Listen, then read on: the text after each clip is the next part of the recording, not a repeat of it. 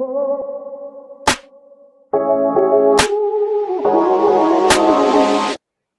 lot of the people that we're watching that are involved in these bizarre things, for example, we had a relative of Epstein that came out here several months back, and she said that the whole family has a history of being Baal worshipers. Pretty bizarre. Okay, that's in the Epstein stuff. Epstein himself said he's a product of the Rothschild family. Oh, the Rothschild family did this wonderful thing. They worked out a deal in 1917 called the Balfour Declaration, and Lord Rothschild and Lord Balfour worked out a deal to allow the Jews to go in and buy land in the Palestine district controlled by England, and then with the purpose that if they get to enough land that they've purchased, they can then declare themselves a nation and reform the nation of Israel. You know, very post-Esther-esque in the Bible, where some of the people went back and they rebuilt and went back and occupied the city and the land. So imagine who would be somebody like the Rothschilds. Why would they do that? You know, there's lots of history where many of them are occultic. Well, there's all sorts of things. Christ himself said those are, you know, there's scripture. I didn't say Christ. There's many of those that say they're Jew, but they're not, okay? And even the person running the temple at Christ's time, Caiaphas, did very, you know, ungodly things. So you can be in the church and put on all the right robes, and still it's a facade. It's not who you really are. You know, Christ himself challenged the Pharisees and the Sadducees and the temple leaders and said, "Ye are of your father, the devil." Okay? So they were claiming different fatherhood. In fact, if you go back, I'm going somewhere with this, so just stay with me for a second. It might take me a second to pull these pieces together, so I apologize. Imagine within cults, within the occult, you know, there's people that have a different flavors, like churches, it's like clubs, whatever. You got the Elks Club, you got the Moose Clubs, you got something else. Nothing against either of those. I'm just saying that, you know, people have a certain belief and then their actions follow their belief, okay? You can be part of a Protestant church and there's, you know, a dozen, 100 different flavors. Even a local church body, you can have two that belong to the same organization, but this one's kind of leans this way, more towards kids. This one's over in more of a retired community, same, you know, denomination, but they're quite a bit different, right? So within the cults, there is kind of a common theme. Many of them believe, and the cult of kings is that their real father is Cain, and that Cain's real father was Satan, Lucifer, the devil.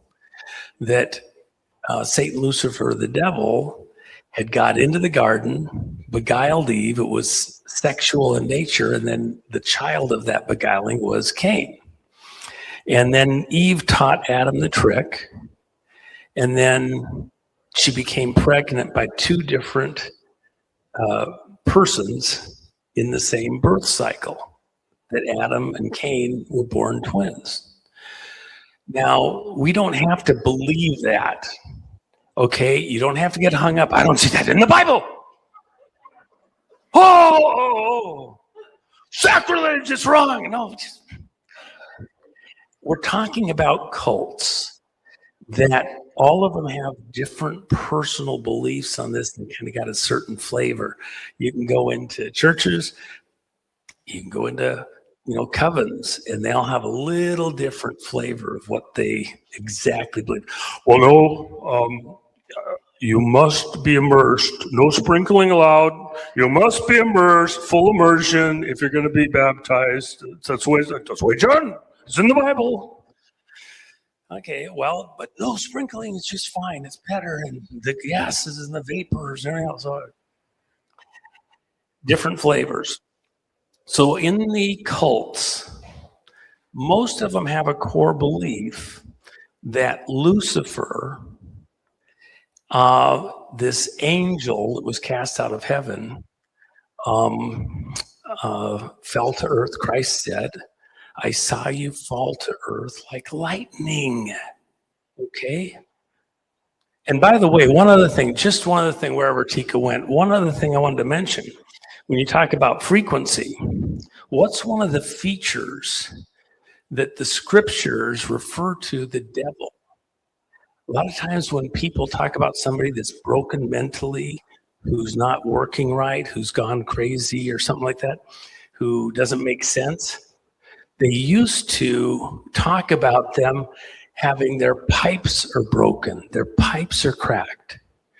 In the scriptures, it refers to this fallen angel as having been in the throne room of God, and his very being was a pipe making music that he actually in his physical body had. It was an instrument. Frequency. Okay. When he did that, his frequencies were changed or damaged.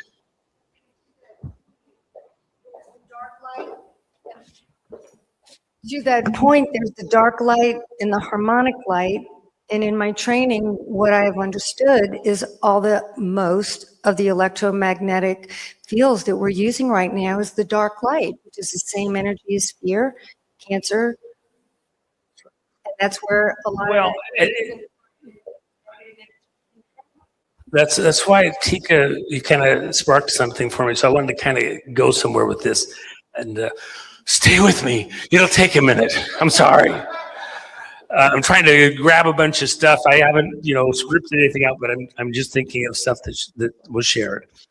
So, by the way, when she talks about colors and like that, when we look with cameras or when we use lasers, we use different kinds of lights for different types of effect. With certain lasers, I had a laser thing we were doing years and years and years and years ago.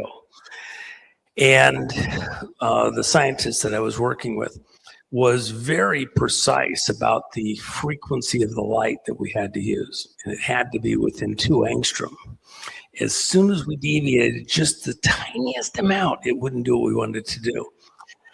And the short version is we were punching holes in concrete at like 30 miles. So it was pretty wild, and it had to be that precise. The different light, emits different frequencies, has very different effects. And if you can channelize it down to very different things. In fact, all of the aquariums that are out here around the world where they put food in and all that, you had the first killer whales and like that. A friend of mine was the guy that when they had Namu and then Shamu, the problem is you bring food in to feed the whale and he's in a big tank. You don't want to run the water from the area where these aquariums are at in from the area of water because it might be polluted from septic tanks, from ships, other things, and you could just kill them with biological, get a bacterial bloom. So they're trying to filter water, but seawater has all sorts of mineralization in it that's needed.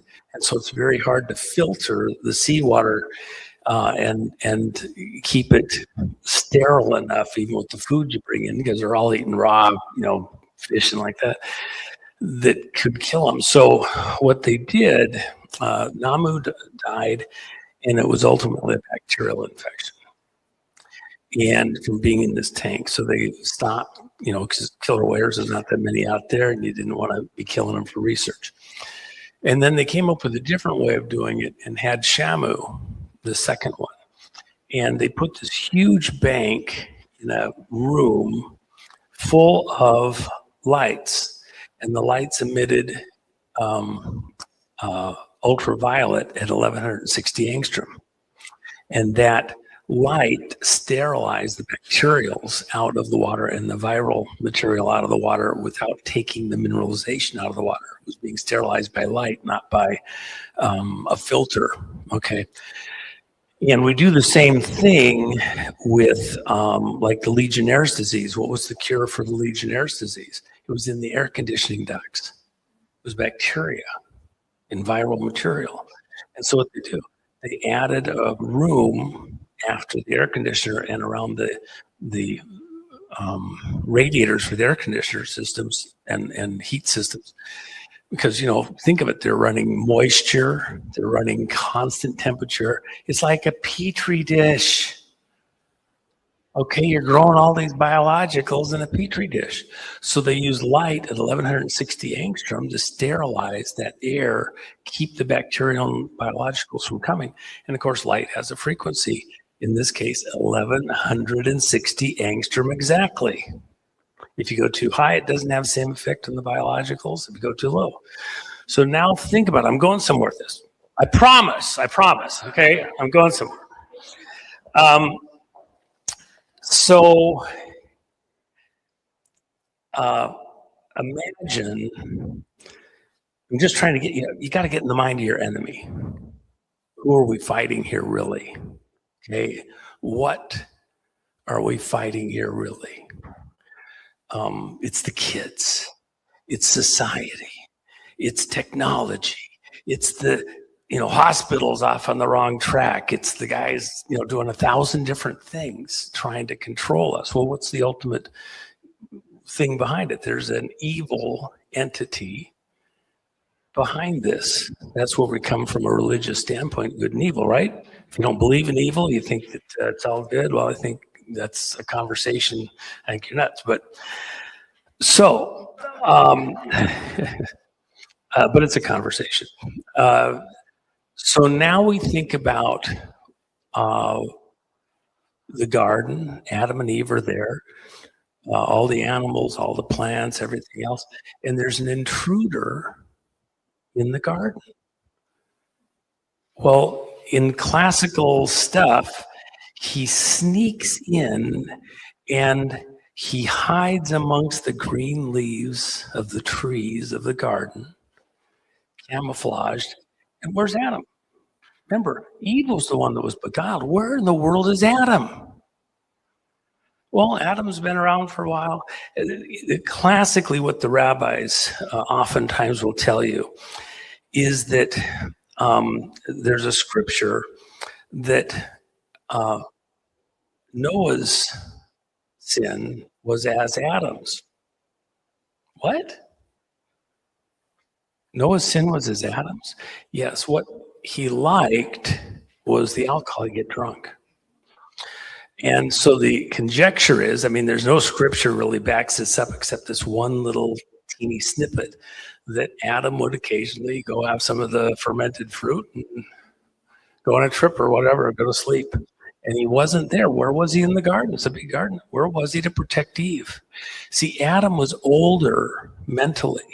He was created long before Eve. He was the greatest scientist ever. He named all the plants, all the animals. He was given the earth and everything in it. And then he was given authority over everything in the earth that he was given. So he had to go learn about it. When his brain finally finished with all of this mapping of this gift that he was giving as he was growing, he got upset. I have checked everywhere. I looked under all the leaves, behind the rocks. I've organized the gardens. It says he was a kind of a groundskeeper for the garden. He was putting everything in place. He actually made it quite beautiful. It wasn't just random. He brought organization, civility, structure to the garden the way it was laid out. In all of that, he saw that all the animals, everything that's there, hey, there's nobody like me. Everybody else has paired off. I'm the only one like me. There's nobody with the same flesh as I have. When he realizes that, he gets put to sleep, and that's when God creates Eve out of his own flesh. This is my flesh of my flesh, bone of my bone. And so Eve is exactly as Adam is. So now they're mates. But Adam was somewhere gone. And so wasn't there to protect Eve. He was much older. And so Eve was way younger. She's having to learn all this stuff. When they talk about weaker, she just didn't have, it's not that she didn't have the mental faculties, because she was made exactly like Adam as far as her mental abilities, etc. But she didn't have the history. And so she's having to learn from Adam. Well, having been married now for 3 years, I can tell you right now, there's some stuff where there's still a learning. The question is which way it's going precisely. But anybody Jerry, can you give me a ride back home to the hotel later?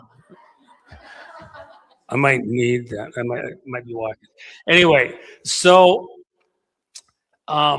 Eve, what was the temptation for Eve about this tree? If you eat of the fruit, you'll be like God, who taught Adam everything. He walked morning and evening with the Creator, which is Christ. Manifesting Christ said, I and the Father am one. He who has seen me has seen the Father. So God put on human flesh like we put on a jacket and walked amongst us. Okay, so Christ said, I and the Father am one. So you can't actually distinguish. Am I praying to the Father or am I praying to Christ? Am I praying to the Father? They're the one. It's just that for the expression, for the interaction, it's a human walking with us. That's Christ walking in the garden with Adam, walking across time, like we walk across the street. So Eve's temptation was, instead of having to learn everything from Adam and go through the steps to learn everything, she could eat of the apple and know all this difference between good and evil and what's going on. She could know it all. And Adam wasn't there right at the time. He said, no, I'll teach you, babe. Relax. And so let me jump ahead. She has Cain. Cain is within these occult groups, a hybrid. He's not merely human. He's more than human. He's human plus.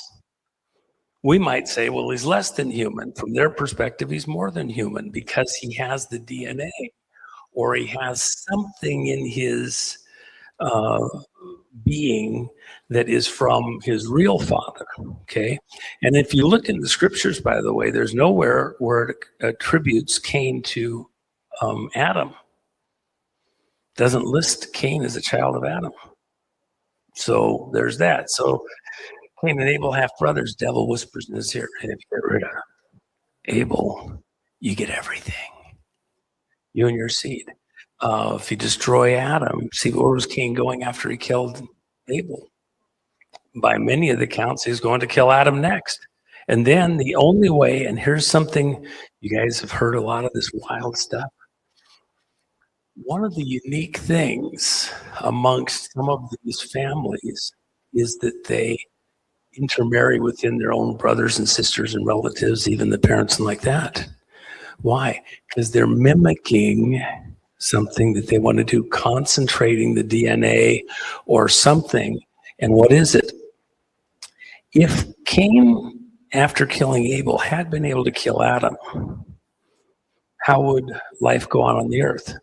What was the satanic deception that was actually there, or plan? Because the devil does have a plan. It might be twisted, broken, but he has a plan. What's the plan? God gave the earth and everything that's in it to Adam and his seed, his heritage. If Adam dies and all of his seed die, God is a liar. He can't do what he said. He's not God. What did the devil want to do? He wanted to be as God. He wanted to be a co-equal with God. He didn't be greater than God because there's nothing greater. He wanted to be a co-equal. That was pride. So when he wanted to be a co-equal, if he can bring God down to his level, now God has to work with him. Because what's going on? If God blesses Cain in order to bless Adam, he also has to bless the devil's seed. How does the devil beat God at his own game? He gave the earth and everything to Adam and his seed. And he cursed Satan and cast him out of heaven. Now, if the Satan seed is co-joined with the Adam seed, if Adam is dead and there's no possibility of a pure human left, if Eve has sex with her own son, any child is a hybrid. Once Adam's dead, after Abel's dead, if there's no other descendants of Adam, you must have hybrids, or God's promise to Adam and his seed is gone. If you do bless the hybrids, now God has to bless that which he cursed. He has to reverse what he was going to do. He said Satan, is cursed, cast out of heaven. Now all of a sudden, curse is lifted. Remember, children and offspring is a blessing, right? That's what the father of the faithful is all about, Abraham. To have children, descendants, as the sand of the seashore for number, as the stars in the heaven, more than there's sand in the seashore for number. Yeah, that's the blessing. The devil understands it, so it goes right at the core of the whole heart of the matter for planet Earth, to go after who gets to own the earth, the offspring. So let me jump ahead now. Am I losing you guys? Are you with me? Am I going too slow? Okay, I'm trying to help you to kind of think, who's our enemy? What's going on here? Why attack the children? Why are the children so key? And I'm going to come back to frequency and other stuff and prisons and all sorts of things. Well, I'm getting there. You better hold on. You're getting ahead of the game here. My gosh, you're speeding ahead. You want to do it?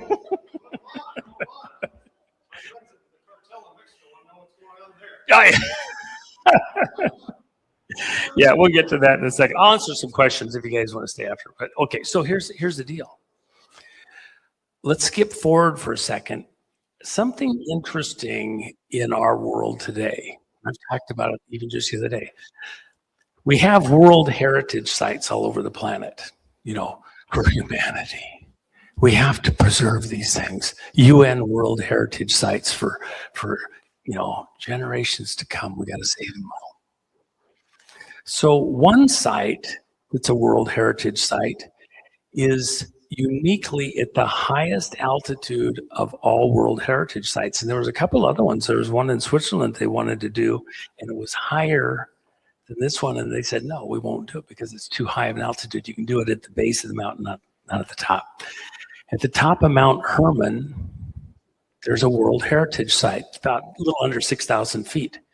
What does it commemorate? The whole world must honor this thing. It's so important to the world. It's so important. It's the highest altitude World Heritage site.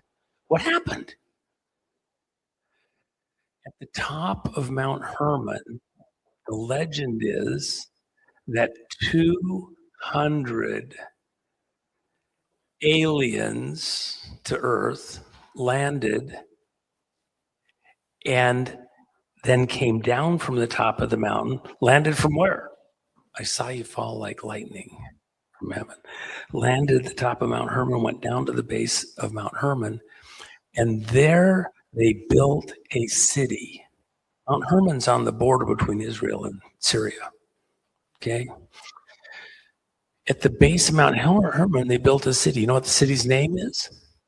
Baal. It's the city of Baal. And those that occupied the city were of stature and their children were men of stature. They were very smart, and they were very tall. Okay? And at a certain point in their legends, this isn't, this is other people's stuff. In their legends, we're reading their mail. So there's variations on this. So if you say it's just exactly this way. Well, in the Catholic Church, they teach it this way, and the Protestant, they teach it this way, and over in this other one, they teach it this other way, okay? And it's like some of the semantics on the physics. We get to different groups, and what I like to refer to as a torsion effect, other people have different terms for it. It's the same effect, it's just a different name. A rose by any other name is still a rose. Whatever language it is, the rose didn't change. How you're referring to that rose may change.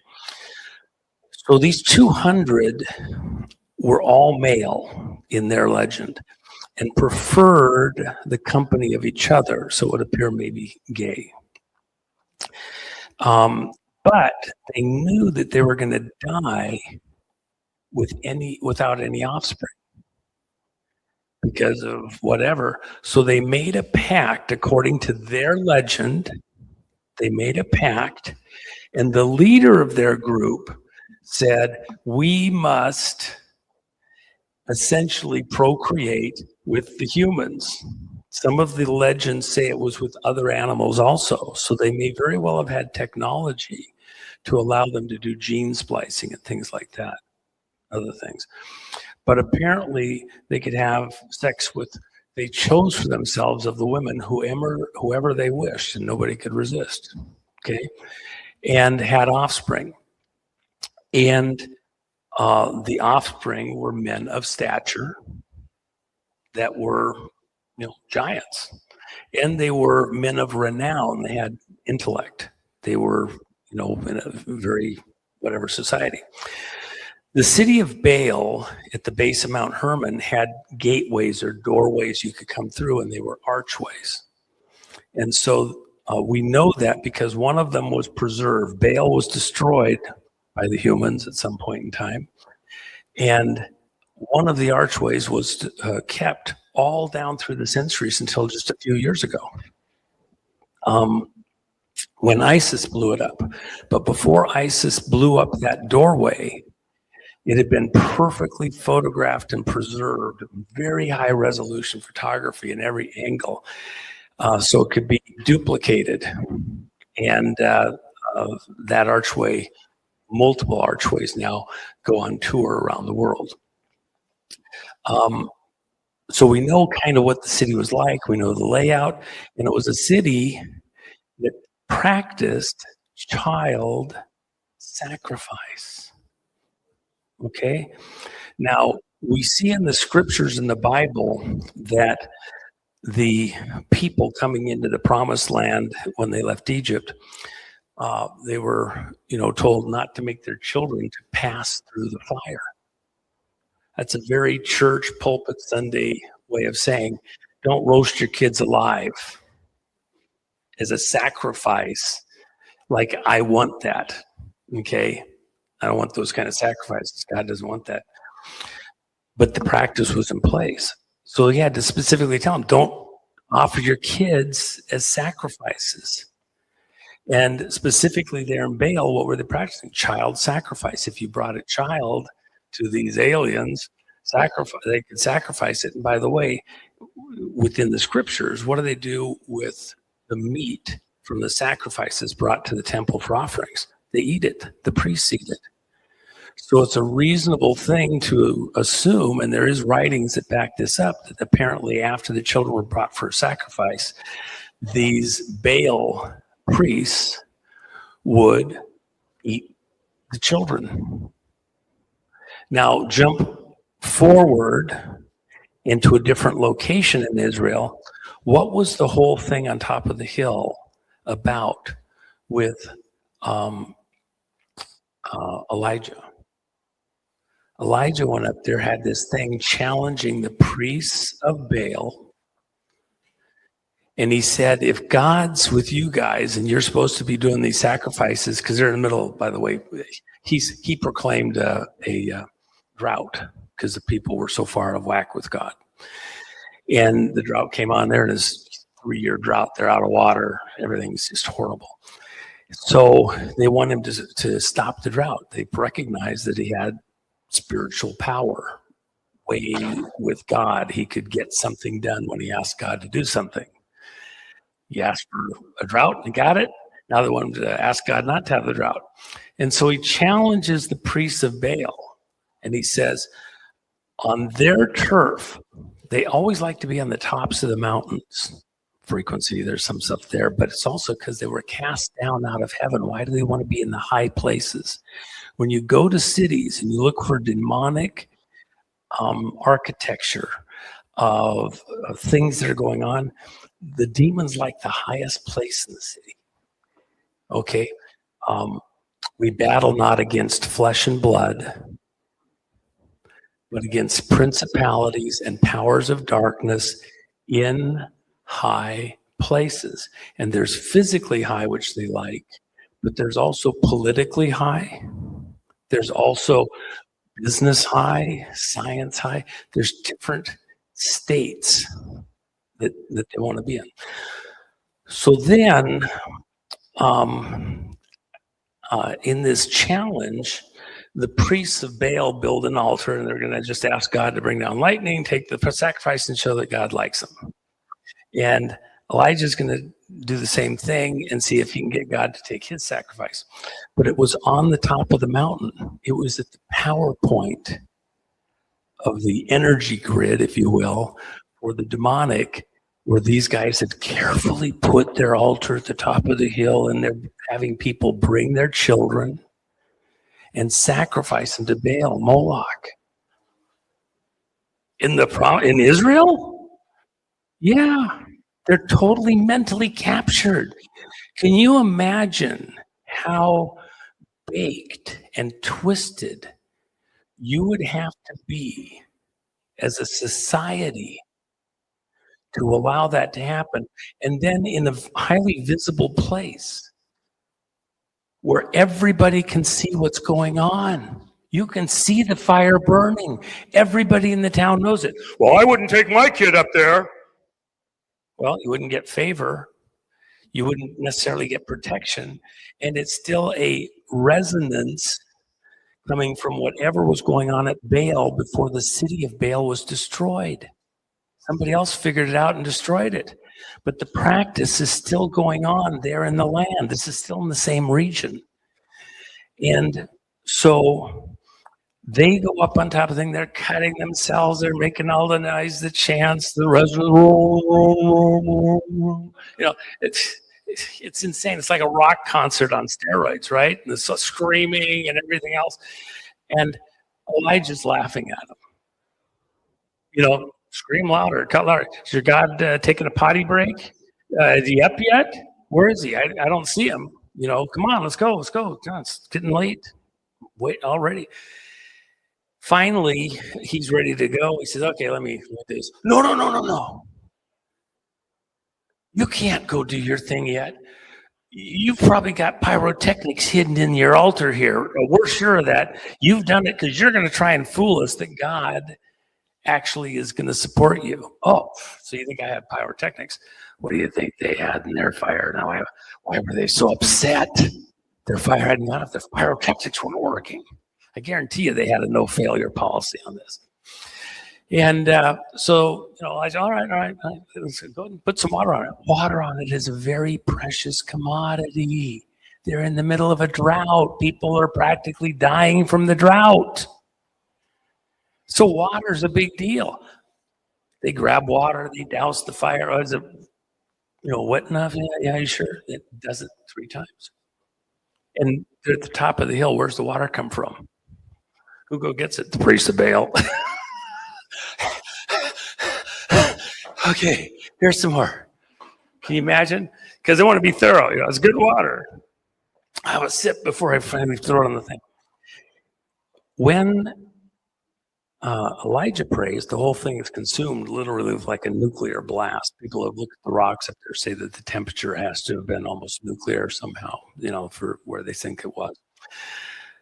God takes the sacrifice, and then they turn. Think of all the people who had sacrificed their own children.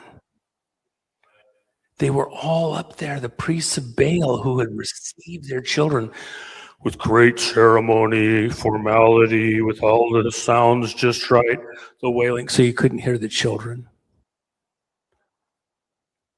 And they give it to the priest. They take it over and they would put it in these great brass arms of this Moloch Baal idol. And it had doors on the stomach that would open out, and the arms were on wires or cables.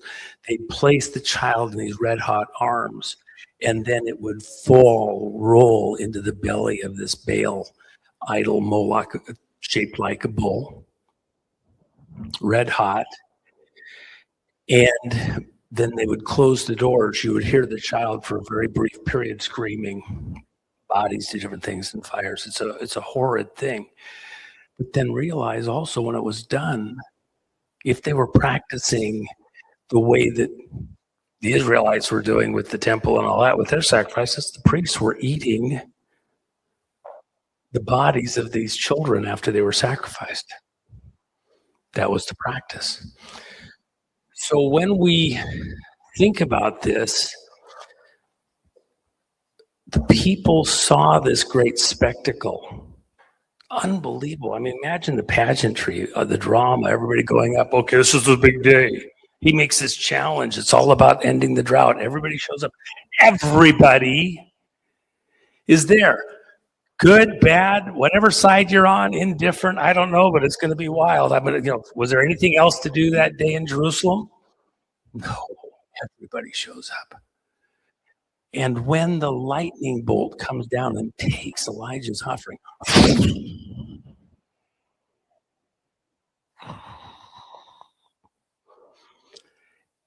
what was the shock in the minds of those people? Oh my God. I believed these guys.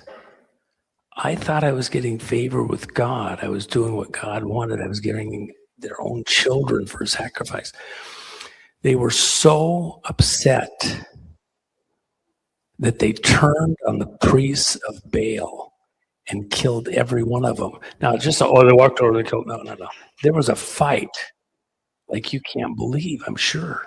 And they turned on every one of them, chased them down the hill, makeup running, staff falling away, whatever, because they had all the ornaments on them. Because they're very priestly, they're very, priests of Baal, they walk around town like they own the place, which they did. That's why Elijah challenged them. And they killed everyone. And then a little later, after Elijah had a little moment and all that, the king went ahead and did a special little thing and killed off the rest of the priests of Baal too, in a very big, dramatic moment that, Jerry will probably tell you about this next show. But the reason I mentioned that, it was so dramatic that the whole country, that whole part of the world, completely flipped on the priests of Baal, hunted them down, destroyed them all. They wouldn't have them in the land anymore.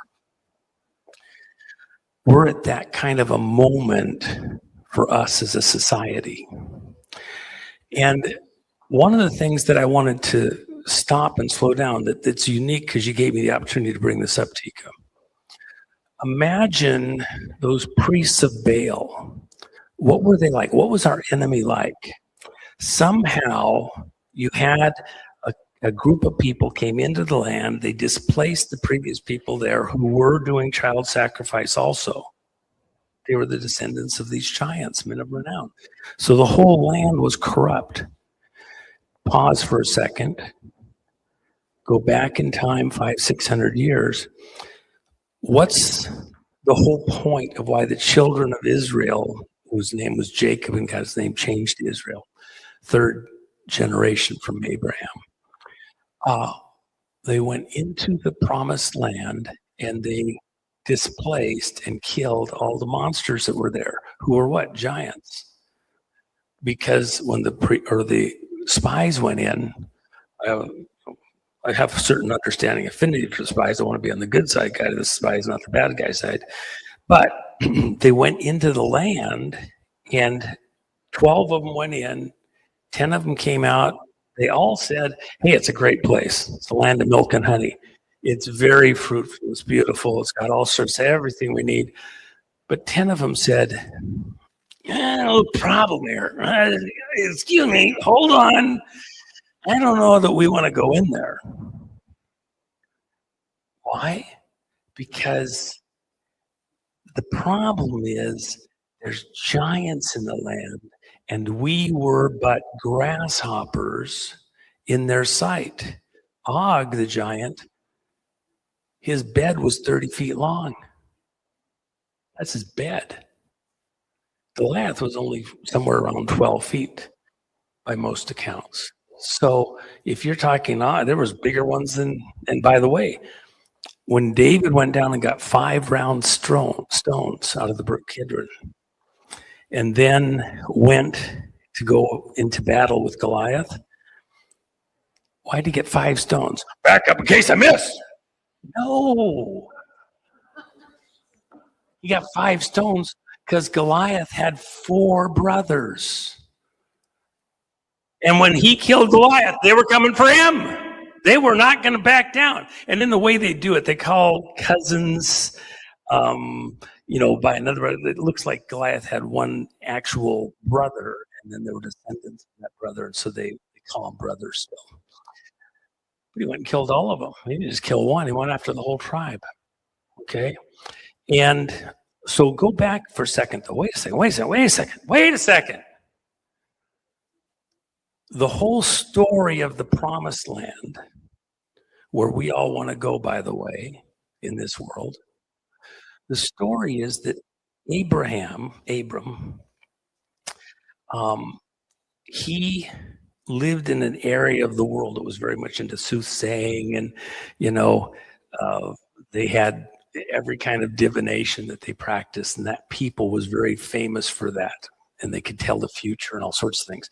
In fact, when Joseph was a slave in Egypt, generations later, Joseph, a descendant of the great grandson of Abraham, Jacob, Joseph went into Egypt. He was a slave, and then he got favor, and he became the guy that set everything up for the family, and then, how we're going to run the country. When the family showed up and they didn't realize it was him, he set them up by putting a cup of divination that belonged to him, which they must have seen somewhere, into Benjamin's backpack. Okay, so it was a cup of divination. What would have been the significance of that? Why would Joseph have gotten that? Because they knew that he was a descendant of the people that came from this area that could tell the future. He could read a dream. He could tell the whole thing. So he's helping get the illusion going for everybody to understand his cup of divination. So they're all very into the spiritual everything. Okay. So Abraham leaves this area of people looking into the future and all sorts of stuff. He doesn't have any children. He's had a dream. God told him that I'm going to give you children, and you're going to be as the sand of the seashore and the stars in the heaven for number. He believes the dream. That's why he's called the father of the faithful. He gets all of his servants, all of his cattle and sheep and, the Ferrari, everything, loads it up, and he takes off on a walkabout. And he goes and walks away from where he grew up with the Chaldeans, and he sojourns in the land. Everywhere, God told him, everywhere you plant the sole of your foot, I will give to you and your descendants as an inheritance forever. So Abraham walks around this region that we now call Israel, but it's really the greater Palestine area, all the way up into Syria, Lebanon, all these other places. Abraham is placing his feet in faith, in belief that God's going to give his descendants those places as a place to live. He doesn't even have a kid yet. That's why he's called the father of the faithful. He believed that God could make something happen even as he's getting older and older. When Abraham sojourned in the land, now you didn't see this coming. Wake up. How many, this is a really tough question, Jerry. I hope you can get this answer right. I mean, you've been reading every day, you've got your scriptures, you get the Bible out. Look, how many times did Abraham encounter giants in the land when he was walking through the area that God was going to give him? This is 500-600 years before the people went in there and, the walls came down at Jericho and everything else. How many giants? 0. There's no account of him encountering giants in the promised land. How'd they get there? Where'd they come from? Why were they there? You're the devil. You think the devil didn't see what God was doing with Abraham? You think that he didn't see the promises that Abraham was acting on? Of course the devil knew what Abraham was doing. Of course the devil knew what God was promising him. He knew the thing all the way back to Adam.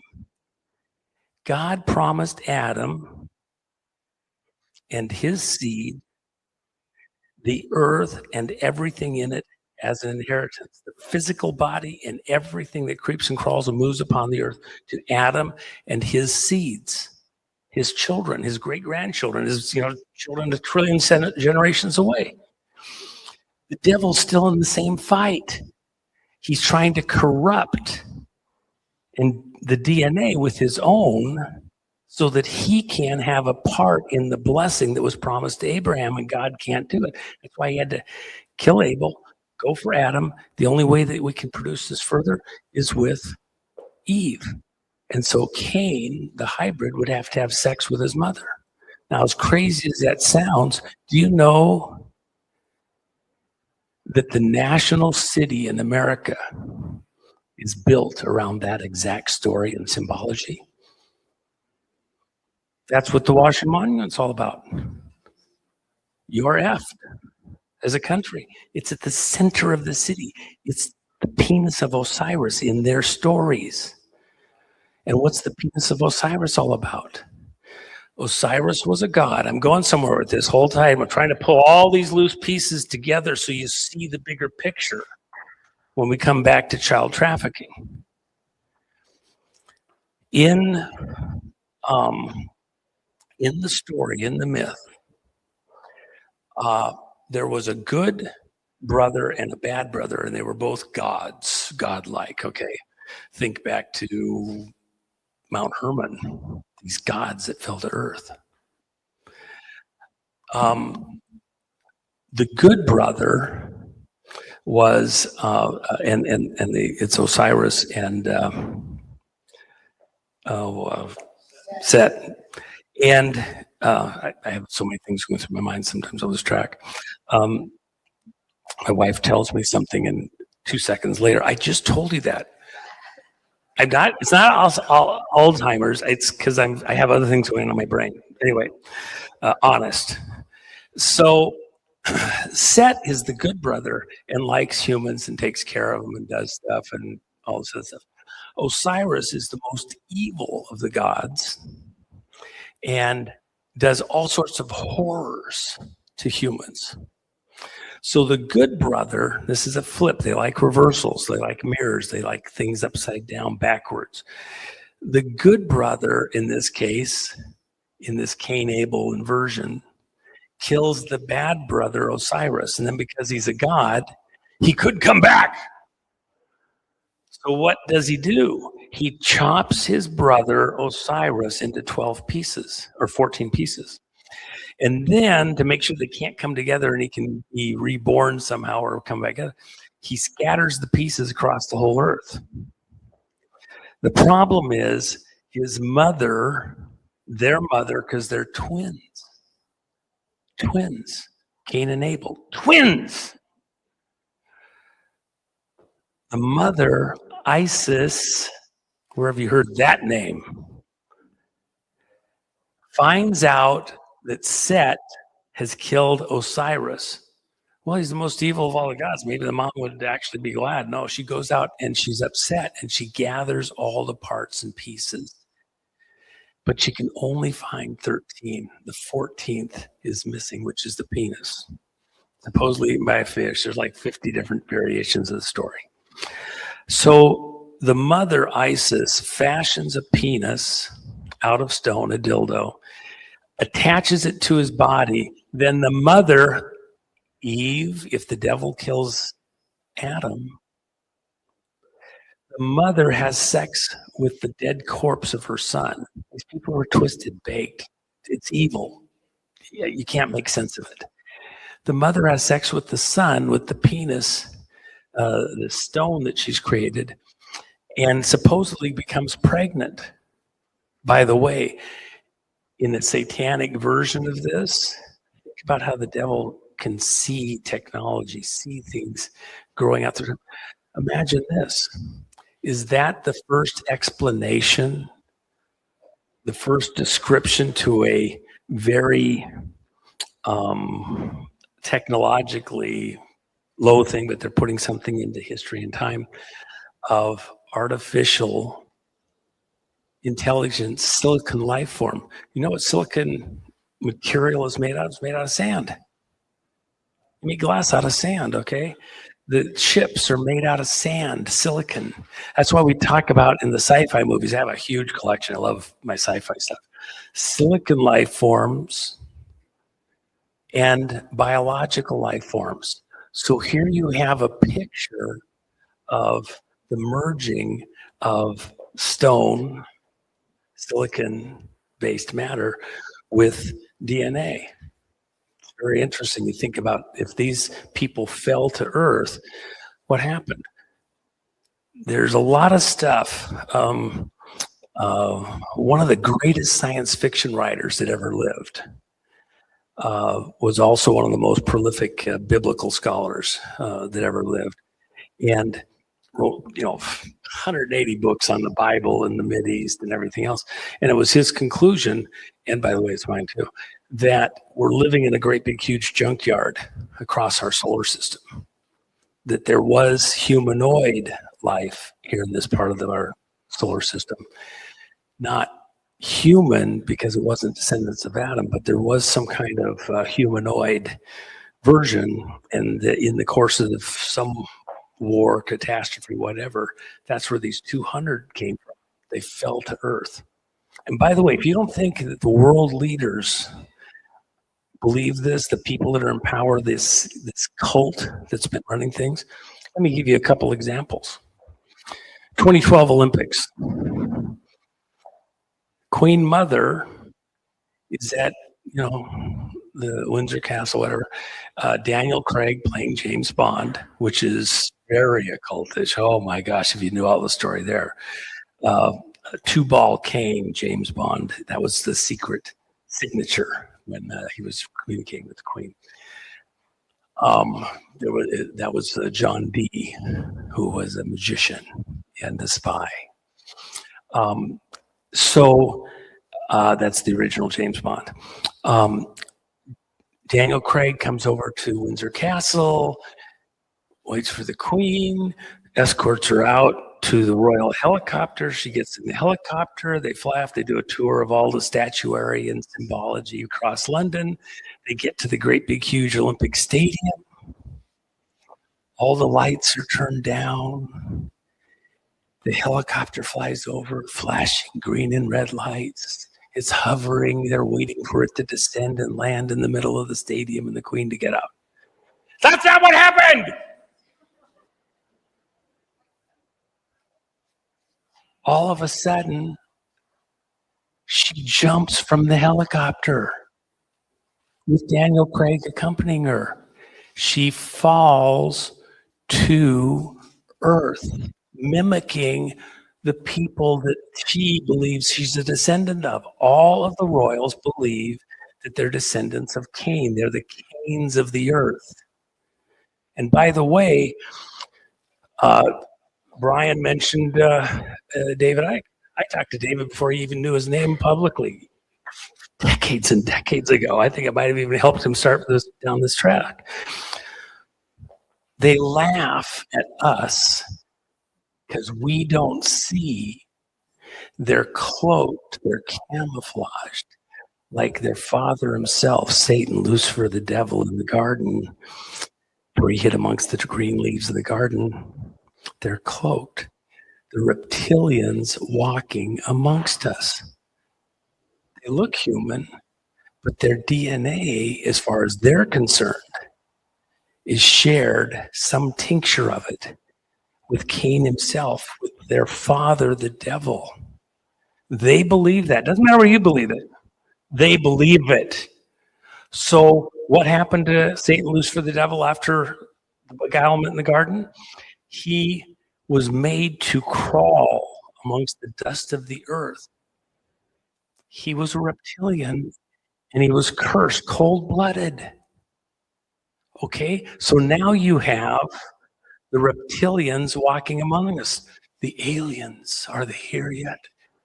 Are space aliens real?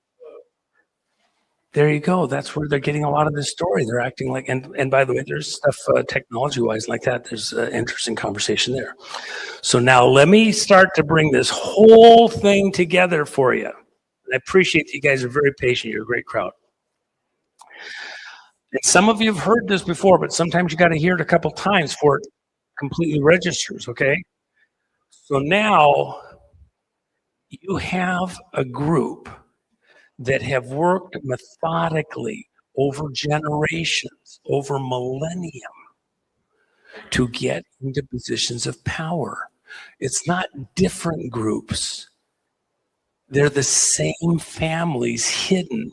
And they love the story of the phoenix, that about every 500 years takes and builds a pyre, a sacrificial altar, and then burns himself up in the sacrificial altar, completely consumed. Yet there's an egg that's left. And after the fire, born through the fire, the next phoenix arises. They love, if you look at their symbology, you think it's an eagle. It's not, it's a phoenix. Because they keep reinventing themselves. Same families, different name. You think it's a different group? No, Romans, Babylonians, the guys at Jericho, whatever. They still are the same crowd. They believe that they're descendants all the way back to Cain. And think about the mentality in that city in Baal. Why would you want child sacrifice? What if you're the devil himself and you're getting these people to have the bad karma, which God will curse? God curses this. He destroys it, right? You want them to do things that will bring God's destruction on them. So they bring the child, they give it to the priest, they have the bad karma, and they're killing their own children and destroying the pure DNA seed from Adam and helping the hybridized seed to fix what didn't get fixed when Cain killed Abel. He didn't get to Adam, and there was still other seed that was pure seed to Adam. Why the Jews? Horrible people from their history, even sacrificing children. They did all sorts of horrible things. Yet they had within the culture, and they're not unique in that, by the way, had within the culture to only marry within the family, the 12 tribes, to remain with the uniqueness between the tribes, right? As a direct descendant within those families, naming themselves all the way back to Jacob, God changed his name to Israel, Isaac before him, Abraham before him, and all the way back to Adam. What is something so unique and bizarre and wild that you think is just for their own history in the Bible? The genealogies. Because they're showing you that this person is a direct descendant of Adam. This person is a direct descendant of Noah.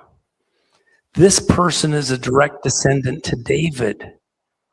And while there may be intermarriages around them, the most likely group on planet Earth to still have a direct pure blood, no hybridization descendant all the way back to Adam is within the Jewish families. So with that in mind, why would the devil want them uniquely targeted and destroyed?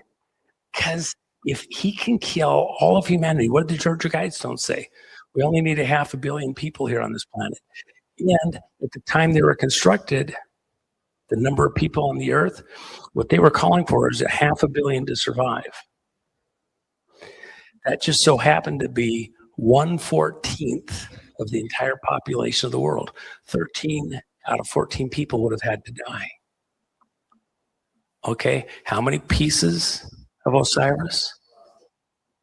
See, if you remember when Hillary's stuff was released to WikiLeaks, and you saw that picture of her campaign manager, and he has 14 on his hand. Okay, they're all through it. In the Epstein releases that just happened, one of the unique things, he says, I'm a product of, I'm more in service to the Rothschild family. And then you have the cousin that comes in and says they're Baal worshipers. Okay? That's what this is all about. I can go through 100 different things and show you these families, and that they are, in fact, they're Luciferian. Even within Albert Pike, Morals and Dogma, he says right in the middle of his book, which is the basis for Freemasonry, modern Freemasonry. Albert Pike wrote the book, Morals and Dogma. He says he wrote it in green ink because the spirit that revealed all of these truths to him was green. Okay? And so in honor of that, he wrote Morals and Dogma in green ink, where he hid amongst the green leaves of the garden. And then he says in the middle of the book, let there be no misunderstanding. The God whom we serve, and he's the one that gave out first time, New World Order. They're creating a new world order. That was what this book was all about. We need a new world order for the ages, for the whole planet. It'll take 3 wars.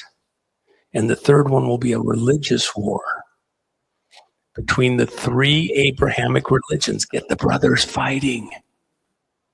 Okay? It's a religious war. He says, let there be no misunderstanding. The God whom we serve is Lucifer. What was the temptation to Eve? Knowledge. She could catch up with Adam. She could go past Adam. God's afraid that you'll be as smart as he is because you'll know the difference between good and evil. She was baited in by knowledge because she was learning, but she had to go through a process to learn. She was going to get it all at once. Well, she got knowledge, okay. She got a baby. Then she taught Adam the trick. She got 2 babies. Got twins. Now you really got problems, okay? So that's this history leading to this moment in time.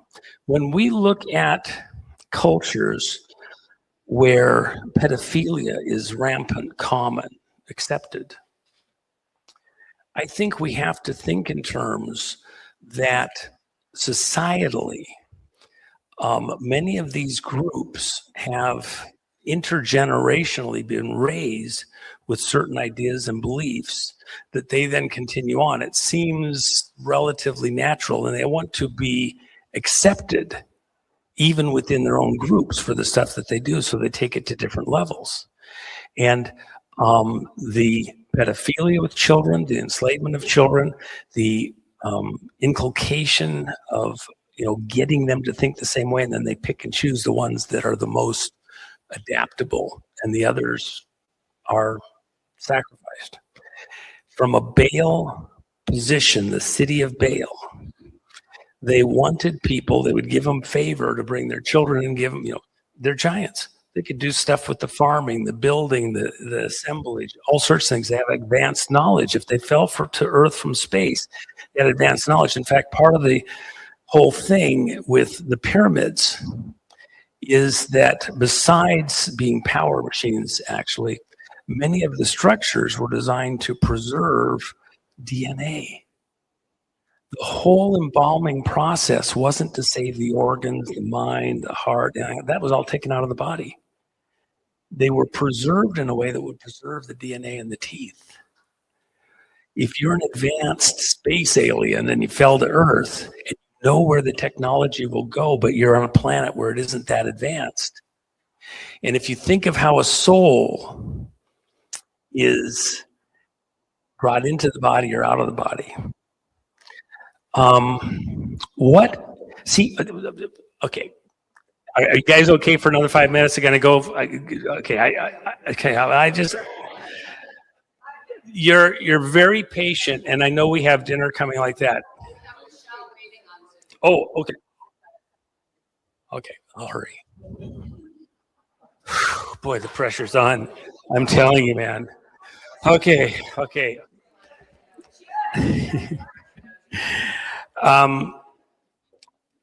So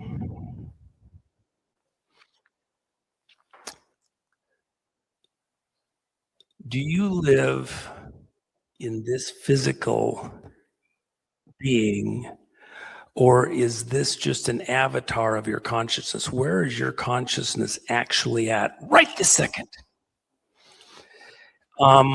Is it in proximity to this? Is your physical body really just a receiver of a radio signal, a communication signal from somewhere else? And what would that signal look like? Kozyrev found out that there was stuff that you couldn't find it with an electromagnetic detector, but it was still there. You could see it physically playing out in the physical world, but where was the energy coming from? So bear with me just a second. When eclipses happen, we can actually use what we have different devices, but I like torsion. It's the right word as far as I'm concerned, that can detect this other energy field. It's not electrical and it's not magnetic. It's not light. Where we can see it coming, we can get a magnetic detector, gauze detector out. We can't get, the electrical thing out and find it. We don't see it there. It's invisible to us. And so, yet when we use the right kind of a detector, when, say, Venus is coming up for an eclipse across the face of the sun, it's a little tiny planet, you got to get a telescope out to see it. And it goes across the face of the sun. When it first crosses where the two edges of the planet and the sun are about to cross, is what we call a chime moment, like ringing a bell. And in this other technology, we can see, boom, there's a huge spike in the energy field within this subatomic field. Very real. This isn't voodoo. It's not spiritualism.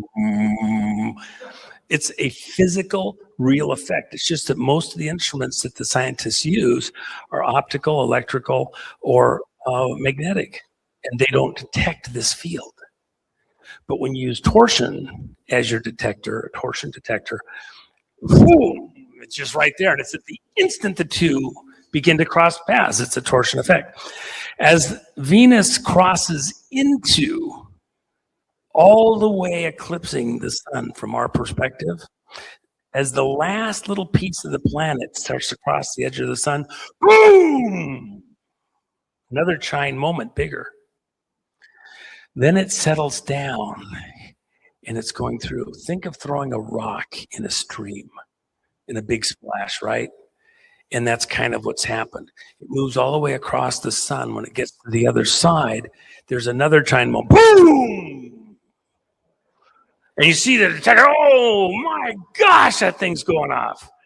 And then as it gets to the other side, there's a smaller one, boom! And it clears and it's gone. Imagine this. Okay, here's where I'm going. Okay, you want frequency? Okay, all right, here we go. Space aliens, sci-fi.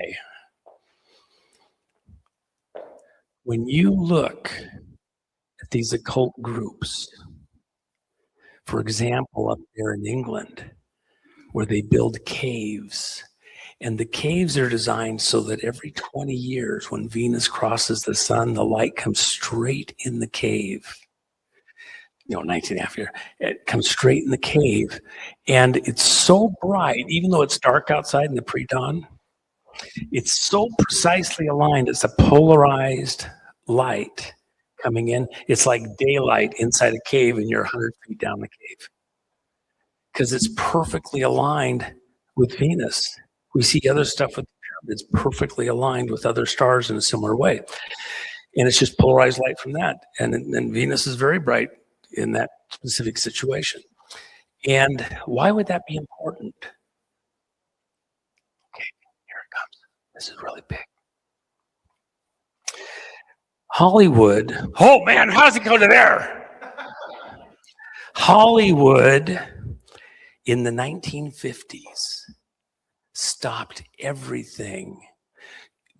The studios wouldn't cooperate with each other with stars, because the studio would build up a star and they'd have them all in their films, and you knew when you went to one of the theaters with their film, you were going to see that group of stars. And so they would make very big things about each of their stars, almost competing studio to studio. Something wild happened.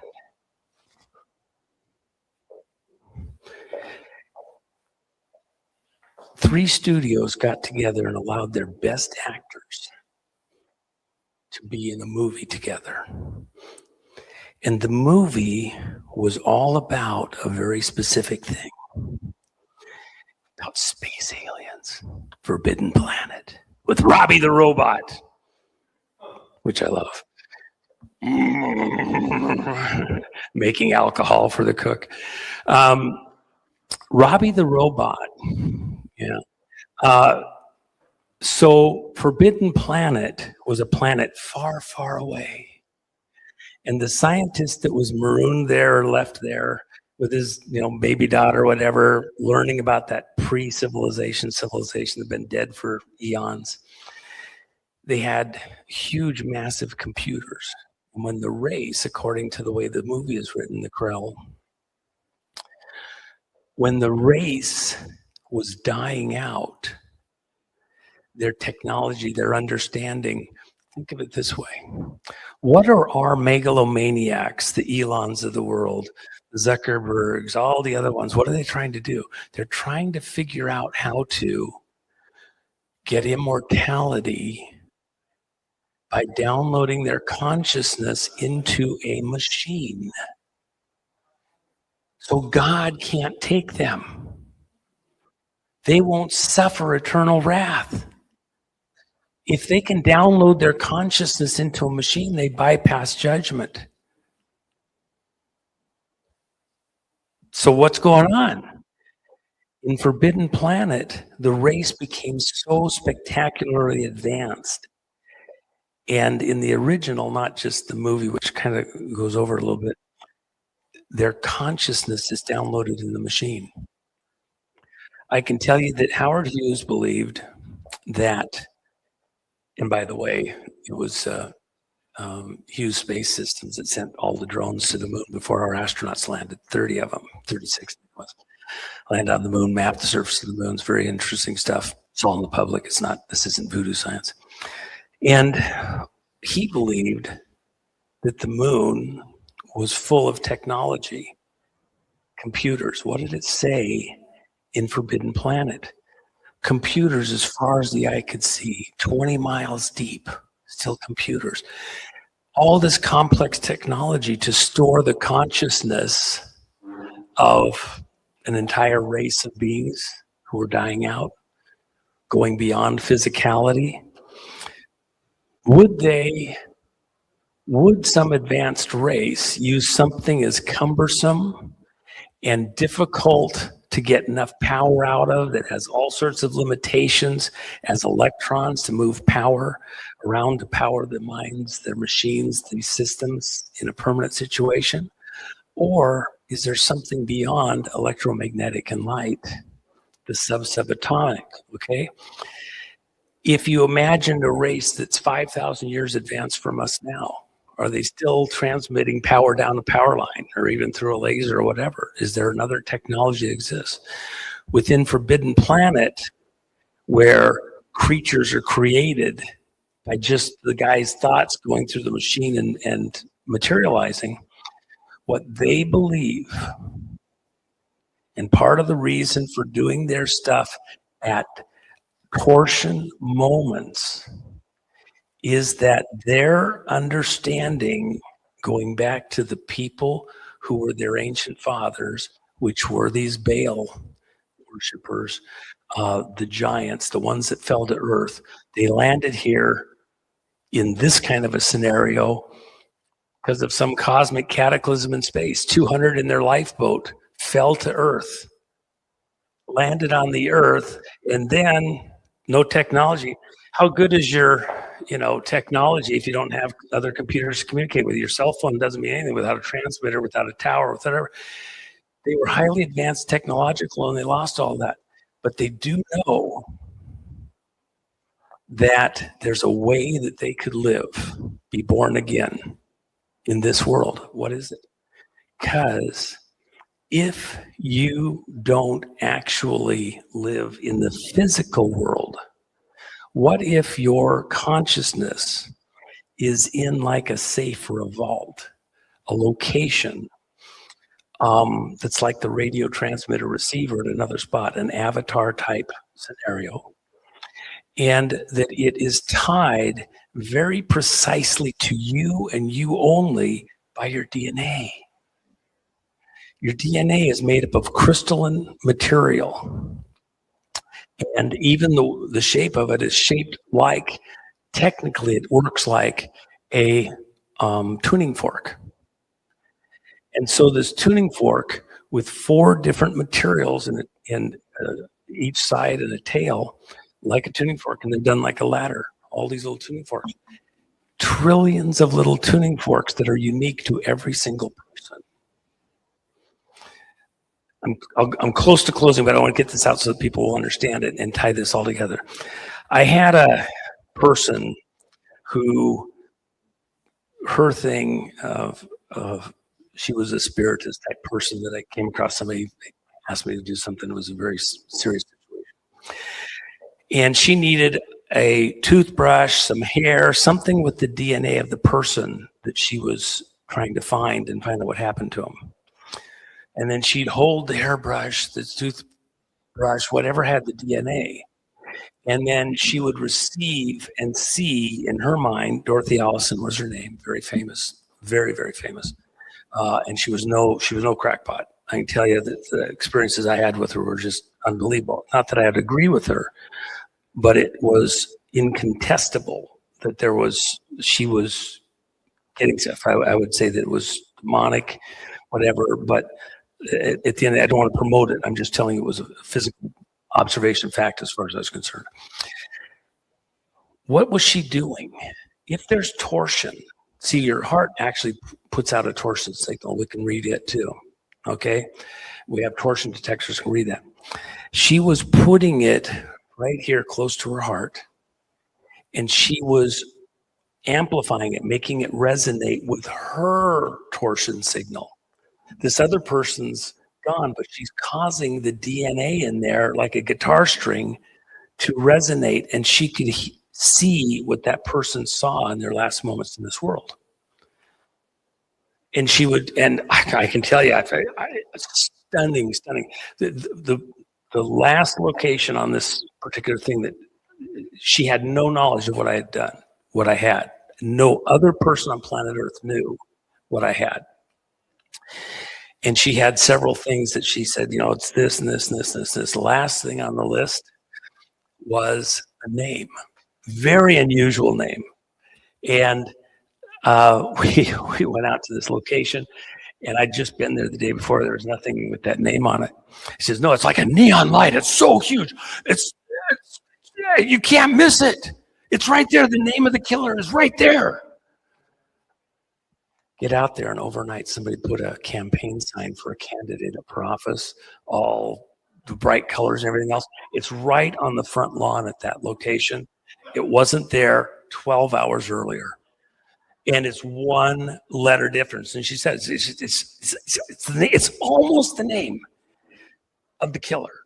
And that was the name I had from other stuff. Anyway, so but she was amplifying the DNA and being able to reach not to the DNA's information, but to consciousness tied to that DNA. These people believe, and those aliens that fell to Earth, if that story were true, those 200, why did they want to marry the descendants of Adam, the humans and all that? Because they were all male. There was no females. They were a freaking, war party of some sort. They knew if they preserved their DNA commingled with the other DNA and it survived, we would be where we are now technology-wise.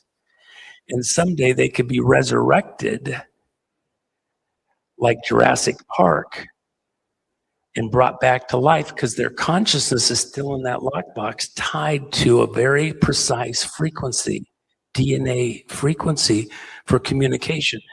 Is your soul here, or is it in an adjacent area that's very physical? We know that the torsion area, subatomic physics, is smaller than an electron.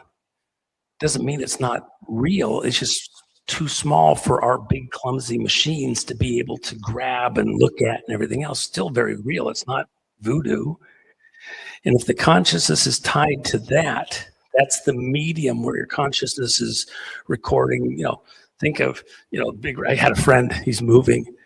His kids have been fighting. He hears them in the garage. He thinks they're fighting again. He stops by the door of the garage to hear what's going on. And the brother says, "No, I'm telling you, those are the biggest CDs I have ever seen in my life. I didn't even know they had machines to play those big CDs." And his sister's like, "No way. They're records, 78s. It's not a CD, wrong term." But that was how the difference in technology storage. Now we do it on a little teeny thing. We do trillions of times more than you ever did on that little recorder. These people believe Howard Hughes was in a crowd where he knew what the conversation was. And he knew these were evil people. He was trying to do his own intelligence operation.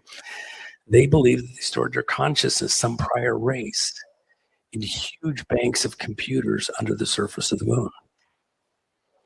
They do their rituals because during those ritual moments, during eclipses, you get a strong torsion signal. So they're on some kind of a low, they're in limp mode most of the time. But when you hit a torsion moment, if you're focused on that, the third strand DNA is what they believe they have, is activated in a very precise, resonant way. It resonates and rings like a bell during those types of events, and they can gate consciousness. And also for productive reasons, different areas of the DNA are resonating during that time that activate other things that you wouldn't normally activate in any powerful way. That's the cult that we're dealing with. Now, I don't care if it's real or not. This is what they believe, and they're getting more and more coherent in the way they talk between each other, because we're coming out of this Babel moment. Computers have overturned what happened at the Tower of Babel, and now everybody can communicate. And God said there would be nothing which they couldn't do if they could communicate. So he made it so they couldn't communicate anymore. We're coming out of that moment. They're becoming coherent. And they're now the threat with their AIs. They believe they have other technology. Their goal is to kill every last descendant of Adam who isn't hybridized. And of the ones that are there, they want to so cook their minds that they own and control the thoughts, the understanding. And that's part of the whole thing. Now, whether the pedophile or monster or whatever fully understands even a teeny part of this, doesn't really matter. In the broader culture, this is part of what's being pushed through to make this all happen. Do you see where I'm going with this? So we have now an existential threat to us as humans, to society. They have to own the children and where the children are going. If we're to make it, we have to protect the children. And by the way, and this is the last thing I'll say on this, imagine an environment where every single thing that reaches your DNA activates certain sections of it, but not other sections. Or it's like putting your finger on a guitar string and it dampens it and you don't get the note. Even the frequency that's used for tuning instruments, everything that's coming, the light blink rate on the computer screens and things that you're touching, affecting how your brain works. Full spectrum dominance. You're dealing with a evil entity that's as smart as anything right next to God. Those things that we wouldn't know in another 100,000 million years as people necessarily through the normal learning process, except for divine assistance. Using full spectrum dominance within the human field to make it so we can't think straight. Our kids don't think straight. We don't eat right. Anything you put in your body resonates with frequencies that damage the ability of the body to stay in tune, to live, to be healthy. So even when you talk the technology where you can make a torsion signal coherent as opposed to scattered and incoherent is very valid technology, okay? And so I'd be very interested in looking at the stuff that you're doing and others, because I'm very familiar with that on lots of levels. And I believe, Tika, that you're on an important track. It may not get traction with a lot of crowds, especially in a spiritual crowd, even a church crowd like that, because they don't understand. This is has real physicality. It's not voodoo. And so, but that also applies to everything you're hearing, all the media, even the people speaking. They're speaking to us in a very scattered way because the devil wants our thoughts to be scattered. So we're not able to, on our side, become fully coherent and work together. They want their side fully coherent. They want the babble to go away on their side, but they don't want that for us. So let me say a quick prayer. Father God, I pray that those things which review in this presentation would remain with the folks.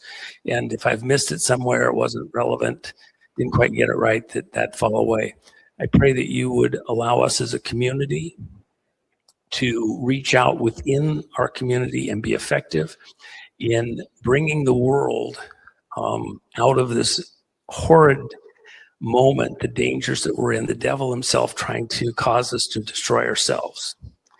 We pray for favor, strength, coherence, genius even, in how to approach our own children and other children to help them to steer away and to come out of this chaos, come out of this Babel, come out of Babylon, and to come to fruitfulness, right thinking, straight thinking before you. We ask for your mercy, your blessing, and that we be missionaries of salvation by the blood of Christ, that we would all enjoy an eternity in your presence, Father God, where there is no evil forever, where there is perfection, where we can interact without any shadow of darkness between us and enjoy the company, not of our own friends and relatives, but of generations beyond measure in your presence, Father God, doing good,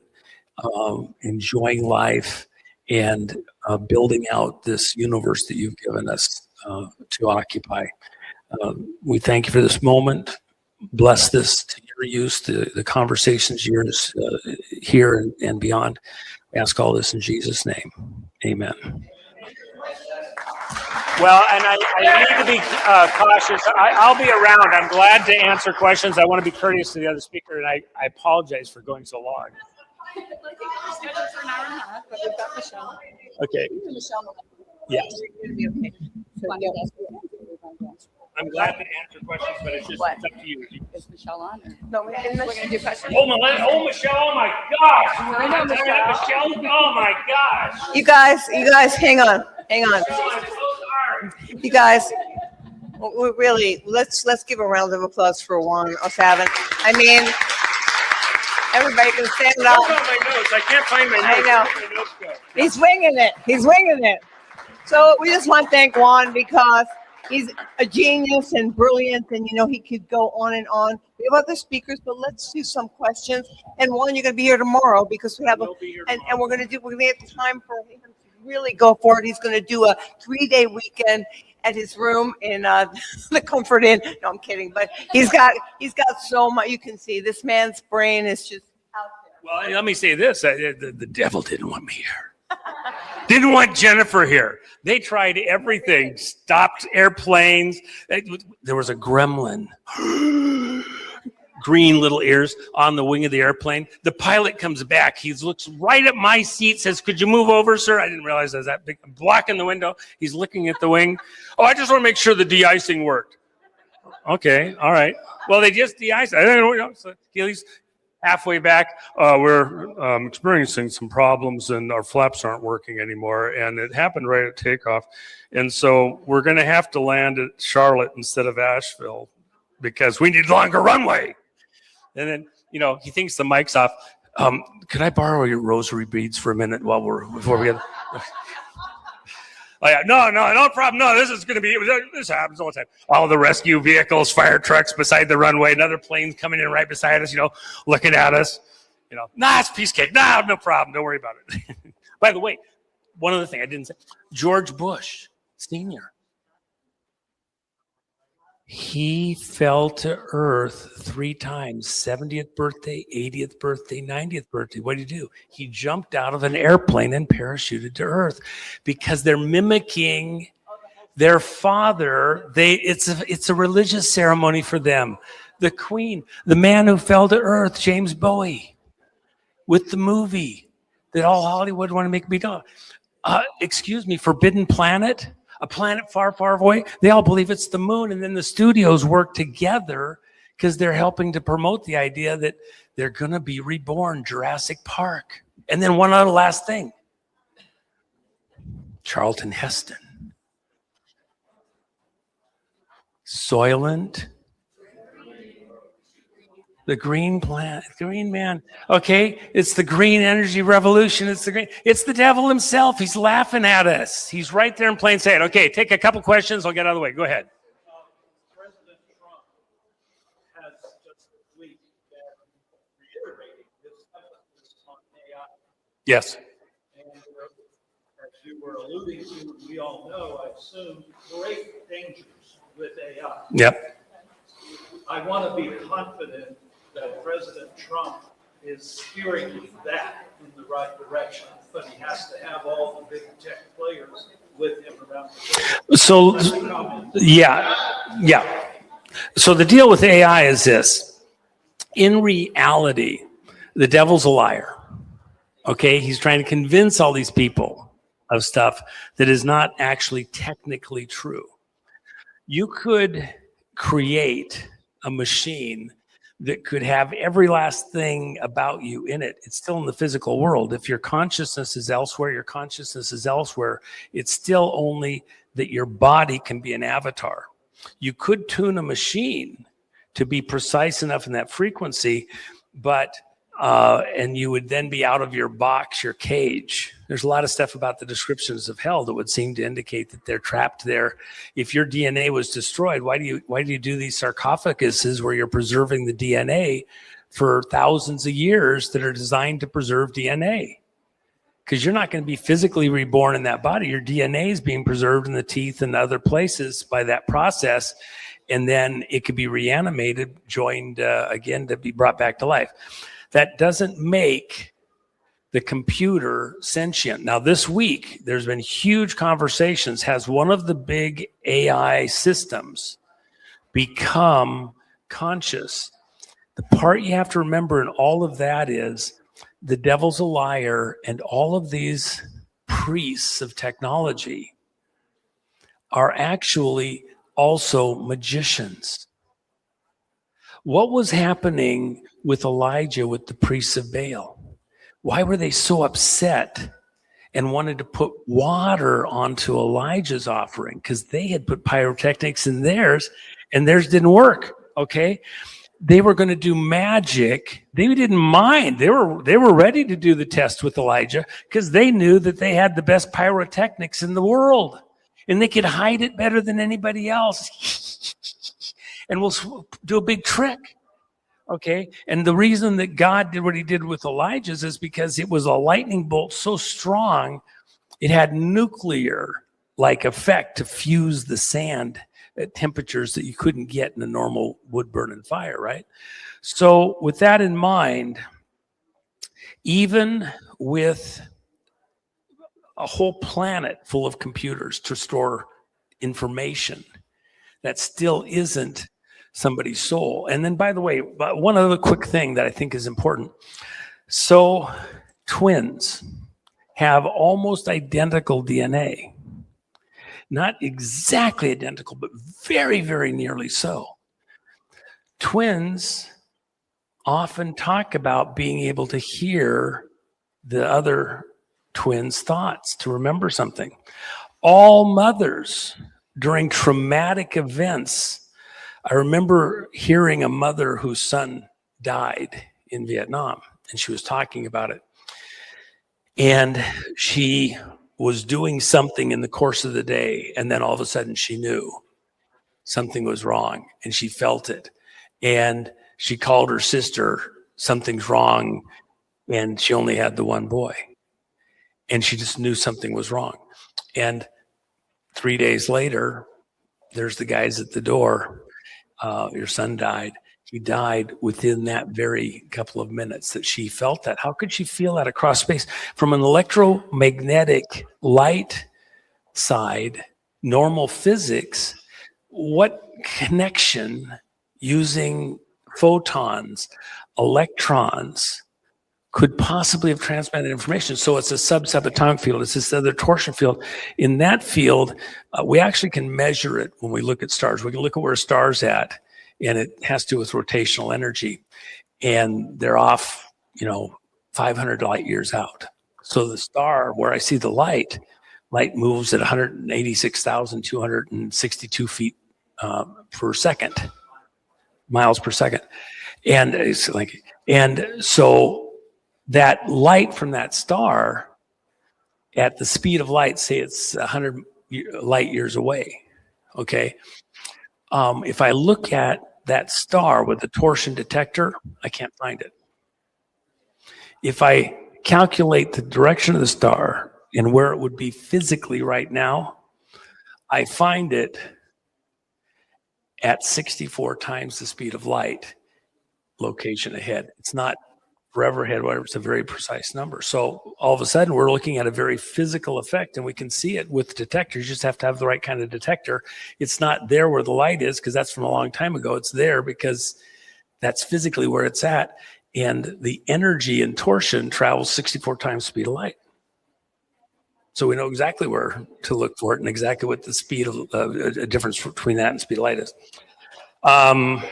So they want to cause the illusion that they can live forever by downloading their consciousness into a computer, and then they would survive past it. Can you make a computer complex enough to mimic the DNA precisely and allow them out? I don't believe that they think so, and here's why. If that was the way they'd go about it, they'd have probably made other types of equipment. No, they want to merge with the DNA of the children of Adam because they still need that physical life in some way in order to become an avatar, express it. Yes? So, the whole story, is that true? That Earth girls are desirable in the great. Oh, yeah, these guys, I mean, they fell head over heels over the Earth girls. I'm telling you that we're not safe. We are not safe. It's look, most of the wealth of the planet ends up in the women's hands. They outlive us. So, the women are more wealthy than the guys are. I remember being trapped at Nordstrom's with 3 teenage girls, and I had to call, 911 shopper hostage rescue team. And they came and they had to use plastic explosives to get me free. Visa, MasterCharge, American Express, these Earth women, I'm telling you, man, it's tough. But okay, another question. I answered all the questions. There you go. I'm just okay.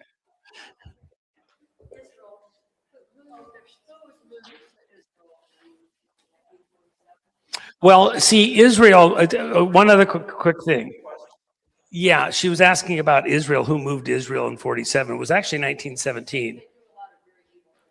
Well, let me just say this. So I call the current political operation in Israel political Israel. And the reason I say that is we have lots of Christians, Jews, Muslims. You know, when 67 war happened and the Jews came in and took over Jerusalem, one of my friends was met by one of the Muslim priests right there in Jerusalem, who walked him through all of the holy areas, the mountain, everything else, explained everything to him. And, you know, like a brother, and to explain the importance of certain things and what they were doing. He wasn't pushing away, wasn't trying to kill him. They worked together on this as sons of Abraham. What do we call the work that we're doing right now? The Abraham Accords. We're all children of Abraham. Ishmael, even though he's a half brother to Isaac, is a half brother. Abraham's still his father. The promise to Abraham of a seed for nations still extends to Ishmael. Much of the Muslims in that crowd. So when Israel was created by buying all this land, was it with good intent, or just like the giants were planted in that area to block the children of Israel, block the children of Abraham, Isaac, and Jacob, who became Israel? His name was changed. Were they there before? No. The devil, like a great big chessboard, moved giants into the land to block the children of Abraham from being able to take their inheritance. And then they built fortresses. Jericho was a great fortress.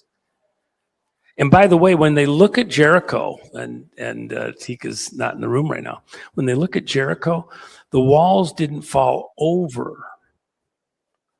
The walls went right down on the ground. Remember what happened? They marched around Jericho for 7 days.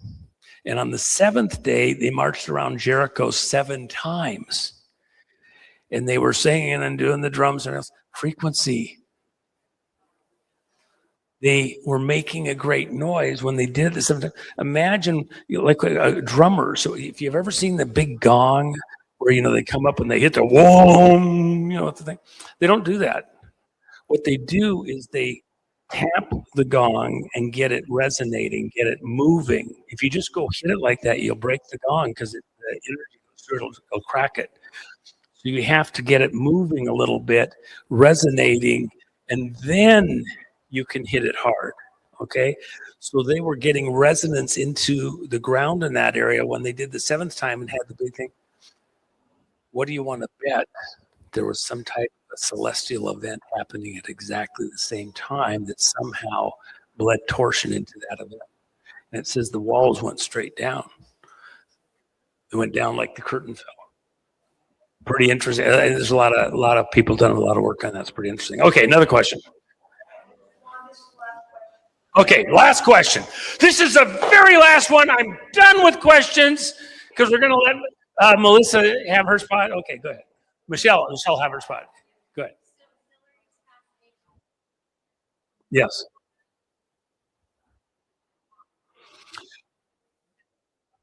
Well, okay.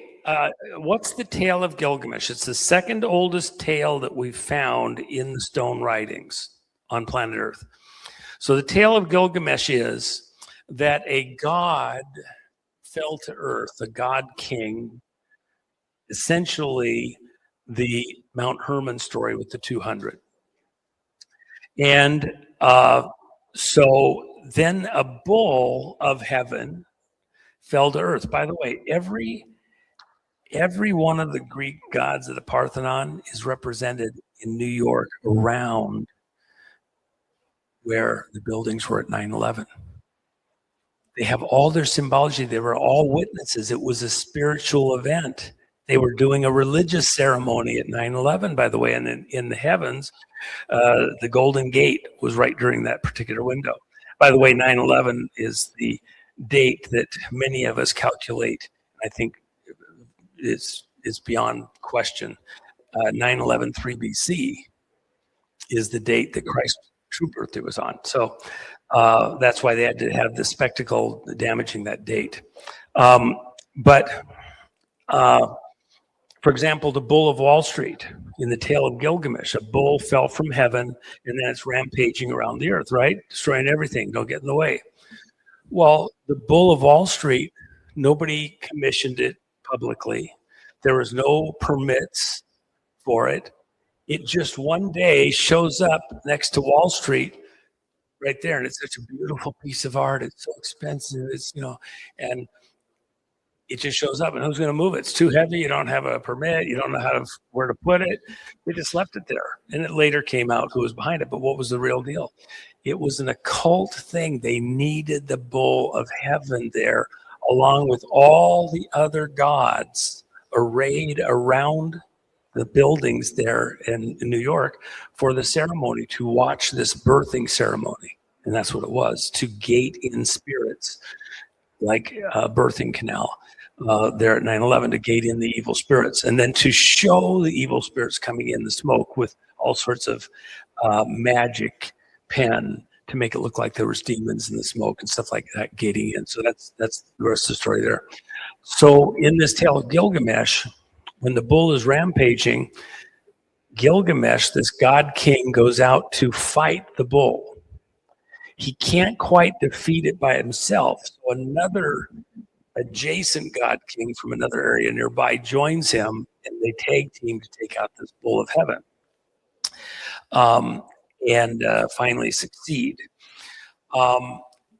Hillary believes that you can reverse that story.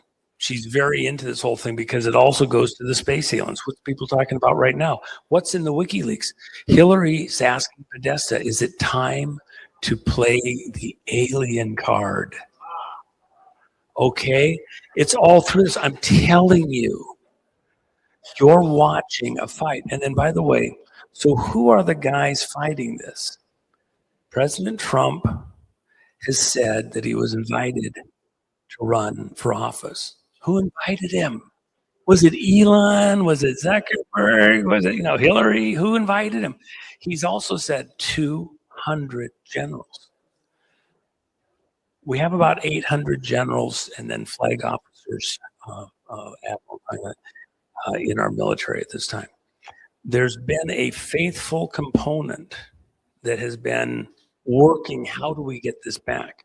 Even before President Kennedy was killed, many of them understood what was going on. We're trying to come up with a way to do it. The movie 7 Days in May, things like that. How would you take back the country? Okay, lots of gaming this out. And the way a lot of the work was done, even back in the mid 70s, late 70s on the computers, and I knew the guys that did it, saw some of the work. Part of the gaming out, even into the 80s, was pretend a space aliens were invading planet Earth. How would we as humans respond to it? If there was only a few of them, it wasn't billions, it was just a few hundred. The number they used to game it out was 200. What would they do to take control of the Earth? They'd have to have the locations where commerce happens, where you get your goods, who makes the goods, the economy, the money, the medical, everything, full spectrum dominance. And the other side was gaming it out. Our guys realized in an age of Patton, MacArthur, the threats going on, what it was. How do we regain control from this crowd that has taken control of governments around the world, like we've been invaded by aliens, literally? Reptilians in high office. That's what's been gamed out, and that's what Trump is doing, is what they have gamed out. You can't win unless you get this. And at the very end, what's the two things that you have to own to take back control of the planet. Honest elections and honest money.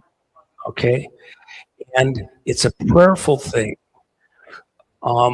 From a government orchestrated side, that doesn't necessarily work. From an individual side, we all need God's help, God's assistance. We have to look, and God communicates with people his own way. We all find him.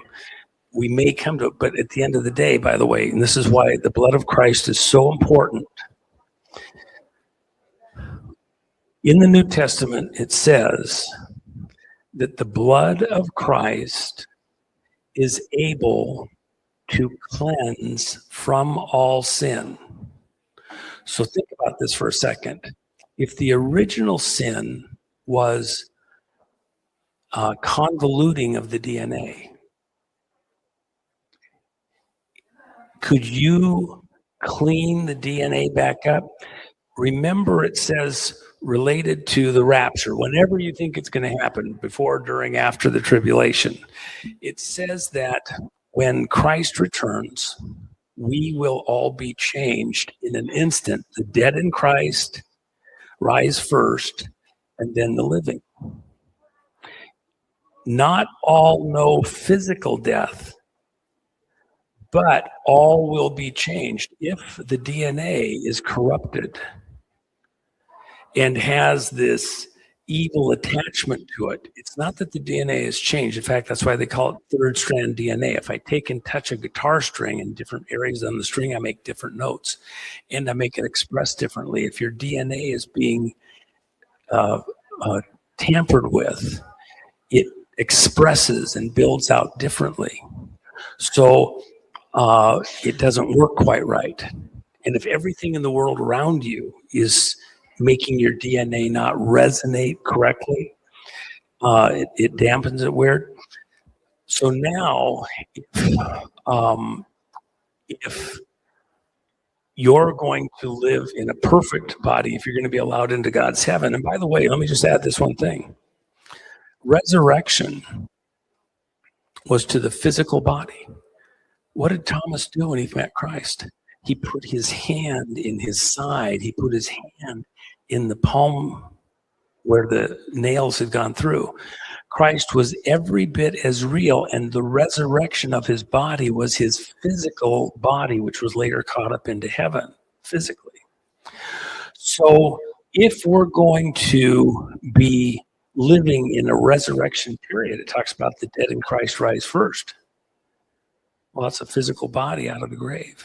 That's why we don't do, from a Christian standpoint, it's a symbology thing, but we believe that we're resurrected in the body, so we bury the bodies whole as opposed to, burning them. But it's, it's not that somebody's not making it to heaven if they were cremated, but it's the symbology there. So with that in mind, what if, and this is a question everybody comes to, do I have DNA of Cain, reptilian DNA? Am I a hybrid? Am I damaged and don't know it? Hidden stuff in there. But even if you did, at the resurrection, that's the correction.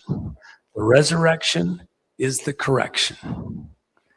All will be changed. Not all will know physical death. So even if within your bloodline, you're not pure or perfect back to Adam, you still can be cleansed by the blood of Christ, okay? And know eternal life. Folks, thank you so much.